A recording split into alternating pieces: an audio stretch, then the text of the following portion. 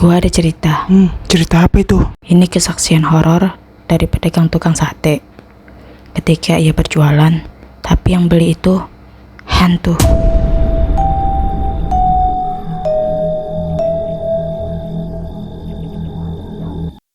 Bapak tukang sate ini kita sebut saja namanya Pak Rahmat ya. Nah, kejadiannya itu terjadi pada malam Selasa. Seperti biasa, Pak Rahmat berangkat dari rumah untuk berjualan sekitar jam 4 sore gituan lah. Dan setelah itu, ia tidak lupa ibadah maghrib. Saat waktu maghrib tiba, setelah selesai sholat, Pak Rahmat melanjutkan perjalanannya untuk berjualan. Alhamdulillahnya, pedagang Pak Rahmat banyak yang beli pada saat itu. Singkat cerita, waktu pun menunjukkan pukul jam 10 malam tuh. Karena satenya masih ada beberapa tusuk lagi, Pak Rahmat pun berkeliling di sebuah komplek perumahan. Ya, berharap ada yang beli di komplek itu kan. Setelah berkeliling Pak Rahmat di komplek itu, tiba-tiba Pak Rahmat ada yang manggil.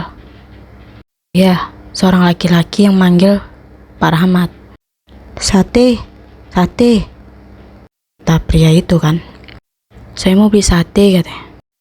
Oh iya mas, mau beli berapa mas? Kata Pak Rahmat kan. Terus laki-laki misterius itu bilang, 1 porsi aja mas. Saat itu Pak Rahmat tuh gak sadar kalau itu tuh bukan manusia. Nah, memang wujudnya seperti manusia, nggak nampak sama sekali bahwasan itu tuh bukan manusia. Nah, ketika saat Pak Rahmat lagi membakar satenya, dia coba mengajak ngobrol tuh pria misterius itu.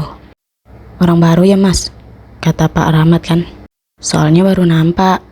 Terus pria itu bilang gini, gak mas, saya orang lama di sini. Terus Pak Rahmat nih ngomong, oh berarti memang saya saja yang jarang lewat sini ya mas. Kebetulan pria itulah yang beli sisa sate Pak Rahmat. Nah jadi ketika satenya habis, Pak Rahmat pun pulang kan. Dan keesokan harinya ketika Pak Rahmat berkeliling lagi di komplek itu, ada ibu-ibu, tepatnya tetangga sebelah rumah pria misterius malam yang beli sate Pak Rahmat yang terakhir kali. Iya. Dan seperti biasa lah ya kan, ketika Pak Rahmat lagi bakar satenya, dia pun coba ngobrol sama ibu-ibu itu tentang tetangga sebelah rumahnya pindah kemana.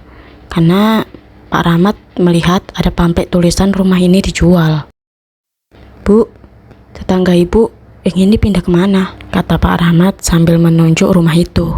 Lalu ibu-ibu itu jawab, tetangga yang mana mas? Perasaan gak ada tetangga saya yang pindah. Kalau rumah itu yang abang tunjuk, itu gak pindah orangnya mas, tapi mati karena gantung diri. Makanya rumahnya dijual, tapi gak laku-laku. Gila, jadi yang beli semalam tuh siapa? Jadi dengan pernyataan ibu itu spontan dong, Pak Rahmat jadinya kaget kan. Ya pastilah kaget. Terus Pak Rahmat ngomong gini, ah masa sih bu, orang baru semalam ada yang beli sate saya dari rumah ini. Saya ingat jelas. Lalu ibu tuh berkata, iya mas, memang satu komplek resah mas, karena arwahnya gentayangan. Bukan masnya aja yang sering dihantui, kami juga sering. Gila. Terus Pak Rahmat ngomong gini, ya Allah bu, serius lah bu, saya jadi merinding dengarnya. Kalau boleh tahu bunuh diri kenapa ya bu? Si ibu-ibu itu bilang, dia gentayangan karena gantung diri mas, karena ditinggal nikah sama kekasihnya. Almarhum sering sekali nongkrong di bawah pohon itu mas, semasa hidupnya. Jadi pedagang yang sering lewat sini, gak hanya mas saja, pasti pernah tuh dinampakin arwahnya duduk di bawah pohon itu. Jadi ketika Pak Rahmat pas mau keluar jalan komplek, melewati tuh pohon besar. Nah, tiba-tiba Pak Rahmat melihat arwah pria tersebut duduk di bawah pohon itu. Dan creepy-nya lagi, ia senyum sama Pak Rahmat dengan tampilannya yang beda. Ya, wajahnya terlihat nampak pucat. Namun karena Pak Rahmat sudah tahu itu bukan manusia, ya cepet-cepet dayung tuh gerobak satenya karena ketakutan kan. Serem banget sih cerita lo.